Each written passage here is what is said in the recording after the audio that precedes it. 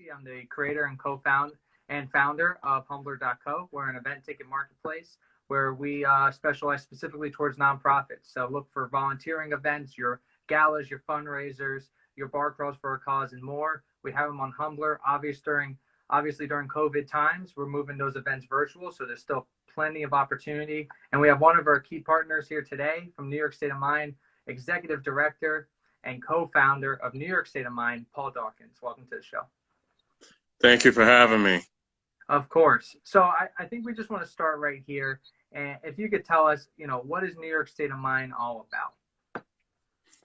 Okay, once again, thank you for having me. I appreciate the opportunity to be able to speak about the organization. So actually, the official name of the organization is NYSoM, NYSoM. It's an acronym for New York State of Mind. So some people might say NYSoM, some people might see New York State of Mind. It all depends on, how you first encounter the organization.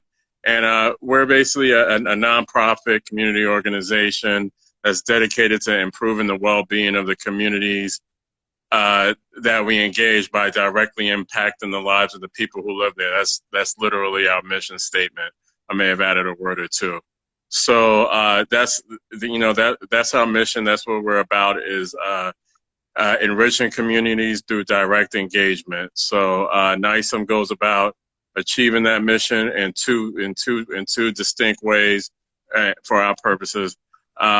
We have what we call outreach projects, which are recurring projects that we do with different segments of the community. Pretty sure we'll get into exactly what those projects are a little bit later. And then we also do community events, which are mid to large scale engagements where we try to engage as much of the New York City community as possible with these specific events. So in a nutshell, that's what NYSoM is. And that's how we achieve our mission. And when it comes to NYSoM, how did this mission, obviously this is a pretty common mission that we see in a lot of different nonprofits along the way. They do it in different ways. How is NYSoM different? How did you get started, and what was the reason you joined NYSoM or founded NYSoM? So myself and two other gentlemen, Abdul Karoma and Mark Adams, co-founded NYSoM way back now in the end of 2009, and it was a very simple inspiration for me personally, coming from a low-income background. I'm aware of the circumstances that people in certain situations are under. So I've always had sensitivity to people of those issues. So by the point of time that myself and the other two, Abdul and Mark, co-founded the organization, we have reached a certain point in our professional career where we began to have an interest in giving back. So actually the wellspring of the organization came from us actually volunteering at a Thanksgiving project way back in November of 2009. It's basically a very small organization. It may have been largely run by one person, and he may have had some volunteers with him, and he basically did a Thanksgiving project and around a housing project in the South Bronx. And the amazing thing about this Thanksgiving project was that he actually engaged a Native American community to come out to these housing projects in the South Bronx, and they put together a traditional Native American event. Like they actually put up a teepee. I mean, well, I as a volunteer, I was a part of that. Myself, Mark, and Abdul are a part of that, and we were like, wow, we were just so impressed by what just a small organization, mostly this gentleman was able to put together for his community, and that pretty much inspired us to start putting together our own things for the community, and that was the genesis right there. And ever since then, NYSoM has been evolving to engage the community in a number of different ways. So we get a little more detail on that. What are the ways that NYSoM's engaged in the community? So, as I mentioned before, we have our outreach projects, which are, targeted towards different, different sectors of the community. When we first started out, NYSoM was strictly a volunteer organization. We would gather groups of volunteers, and we would volunteer at different, organization, already established organizations, such as the first one in the South Bronx. Also, bigger organizations that people may recognize, like City Meals on Wheels, Bowery, Mission Soup Kitchen, Baby Buggy, Covenant House. We had a long relationship with Covenant House. So we used to gather groups of volunteers and go to these projects. But as time went on, we started to develop our own projects and bring them to the community through these organizations. We used to do our own projects at Covenant House. At one point, we had like a basketball league at Covenant House. We did monthly field trips, and other different projects of that nature. And then we started to branch out on our own, just doing our own direct engagement with the community. So right now, an example of a NYSoM outreach project, the one we do the most consistently right now, is a project that we call Hunger No More. So it's a very simple project. Each month we go out to different parts of New York City where we know a lot of homeless people congregate or live. And we distribute care packages to the homeless that we see out in the street. So that's one thing that we do on a regular basis. That's an example of a NYSoM outreach project. And then we have our community events as well. I don't want to go into too much detail right now. We can get to that. Yeah. So when we think about the evolution, as a person who's interested in getting involved in NYSoM, what can I expect? What are those steps I need to take? How do I get involved? Oh, well, that's a great question, Adam. It depends. It depends on what level of engagement that you want to take within NYSoM. There's different levels of engagement, and we appreciate all support that we can get from the New York City community, because our number one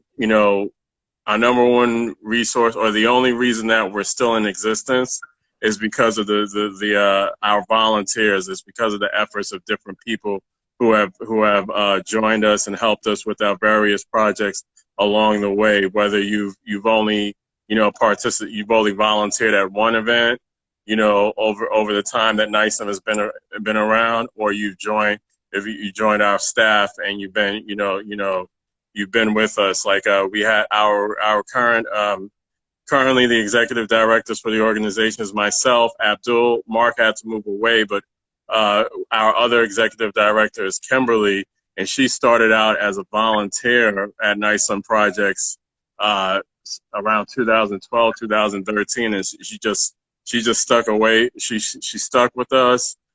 She moved away for about a year. She came back. She still wanted to be engaged, and now she's one of the directors. So it depends on the amount of time. Different people have different situations. So it depends on the amount of time that you have to engage with our organization, but we appreciate all help. If you can help out with, just a one-off project, NYSoM has volunteer opportunities every month, and literally all the time we have at least one or two things going on per month. When it gets really busy, it's 3 to 4 projects a month. So you can volunteer at those as your schedule permits, or you can join our volunteer staff that helps NYSoM develop as an organization. That sounds great. So there seems like a lot of opportunity to give back. And I mean, COVID, probably has been said so many times, but right. You're dealing with COVID, and just general, assumptions in the community that may exist. Do you encounter these challenges along the way? Has there been a lot of barriers, or have you been met with the community with a lot of warmth and encouragement? Well, yeah, the pandemic has been challenging for everybody. It's definitely been a challenge for us. We had big plans for 2020 going into the year, and all of those just got, squashed to the point that we were inactive for the first 6 months.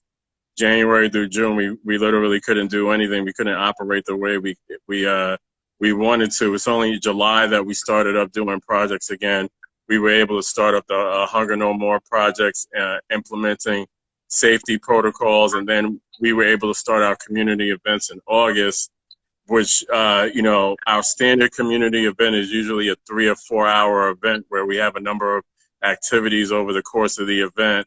And the goal is to get people together in one space in a positive, safe environment to give them, whatever the theme of the event is. But we can't have, with the pandemic, you can't have those people in one space at one time. So everything we've been doing this year and what we'll do for the rest of the year is a grab and go.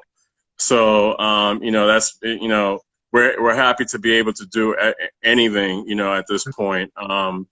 The community's been receptive. They've been appreciative, of our efforts during this time.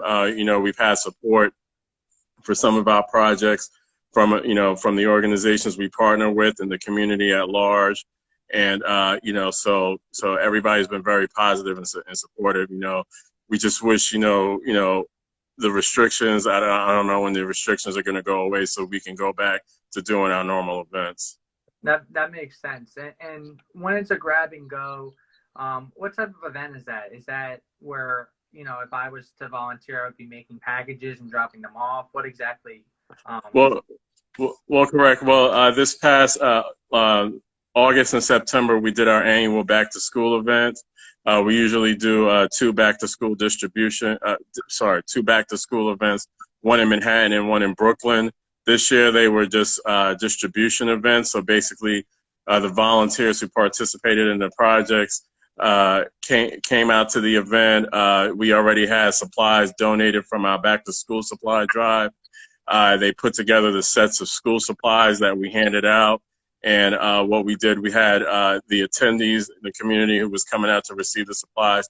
We had as many of them as possible RSVP beforehand, so that we knew how many people were coming, so that we could accommodate everybody. So they would come to the event. We would have a table set up to form a little barrier between, the volunteers and the community. And, we would just check you off on the list, give you a set of school supplies. We had a fair number of walk-ups at both events. So if we had any extra, which thankfully we had for both, we had enough to accommodate most of the walk-ups that came. So that's like the basic structure of a grab and go event. For the most part, we'll have RSVP lists or not, but everything is basically you come to a table and, as a volunteer, you would help us put together, whatever we're distributing at the event.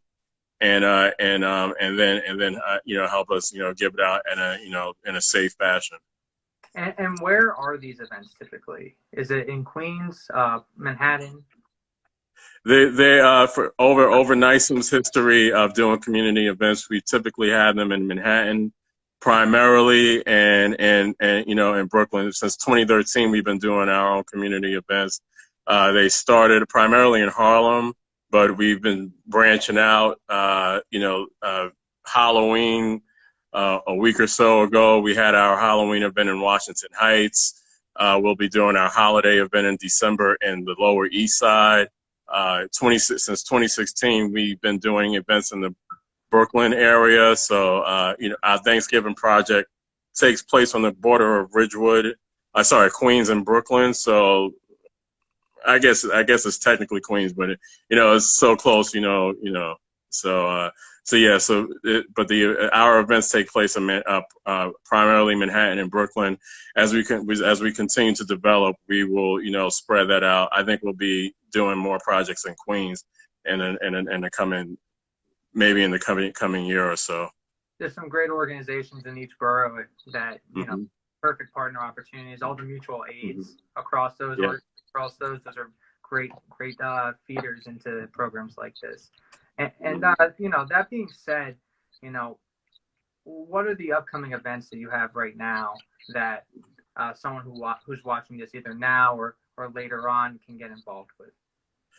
It's a great question. So, as I said, NYSoM almost always has something going on, and we're grateful to still be able to do something in this pandemic environment. So, our next upcoming event for November is our annual Thanksgiving event, which will be actually next Saturday, November 21st. It's going to take place in Ridgewood, Queens. It will be a turkey giveaway this year. Usually, it's an entire event where we have a local choir come out and we have different activities, but we can't do all that this year. So it would be a Thanksgiving food item distribution. So the main attraction is the turkeys for the people who will be giving those away, but we'll also be giving away other food items in conjunction with those. And right now and up until the 21st, we're still doing our annual Thanksgiving food drive, which we have on Humbler right now as our first event on Humbler. So that's what we're currently focused on right now. Then immediately right after that in December is our annual holiday event, which in normal times would be a celebration of all the December holidays, and it would be a very involved event. But this year it will be just a gift distribution. As I mentioned earlier, that will be taking place in the Lower East Side on Saturday, December 19th. Just like with the Thanksgiving event, the holiday event will have a holiday gift drive. We're trying to get as many gifts as possible to distribute on the 19th. On the 19th as well, in addition to the distribution, which will be happening in the afternoon, in the morning, we will have volunteer opportunities for gift wrapping because we have to wrap all the gifts that we give. So we give everybody who receives a gift, a freshly wrapped gift. That's the that's what we want to do. So I don't think they would want it. yeah. So you basically just handing them something. So that's that'll be a big volunteer opportunity coming up, and then we will have projects January through March as well. Wonderful. So that being said, thank you so much for the show. Is there anything else you wanted to mention to our viewers before we get going here? Once again, thank you, Humbler, for having us. We're happy to be, one of the first organizations to post projects on Humbler. As I mentioned, we have the Thanksgiving drive going on right now. We'll have the holiday drive going on. Also, forgot to mention the Hunger No More project is a recurring volunteer opportunity. So we just had our November Hunger No More project. You can see the pictures on our Instagram at NYSoM Community. The next one will be in December, and that happens on a monthly basis. And you can look forward to us. Right now, only the Thanksgiving project is posted on Humbler, but you can look forward to seeing within the next week or so the holiday project go up, and we'll have our different volunteer projects. So if you can't find NYSoM anywhere else, you'll be sure to find them on Humbler. Okay. Absolutely. So you'll always be able to sign up for a volunteer opportunity that way. Absolutely. That sounds fantastic. We'll make sure. I think we got a question from the audience. What are the care package programs for the homeless? Okay, so great. So the care packages are very simple packages. Right now, we put together packages with PPE, so masks, gloves, some kind of toiletry items. Sometimes we have some toilet paper, hand sanitizer, a snack, and a bottle of water. Actually, I want to shout out one of our partners, Manhattan Mini Storage. They've been providing the care packages since August. So for every month, they've been providing care packages. So I want to shout out Manhattan Mini Storage for providing those care packages on a monthly basis for the Hunger No More project. That's fantastic. And if they have any questions, I'm sure they can message you on Instagram, send you an email at info@nysom.org. Did I get info@nysomgroup.org. nysomgroup.org. So either way, you have the Instagram handle now. Please follow them. Please like them on Facebook. Obviously, self-plug here, like Humbler. Follow us. Sign up on our humbler.co. We go live today officially for individuals. So this is a big event. coming up in the future where we'll have comedy shows and we'll tell our organizations as well as our individuals how they can give back and some non-traditional ways, especially as it gets colder out and we're stuck inside with COVID. So I think all this will be good learnings in the future, and I really appreciate your time, Paul. Thank you for having me.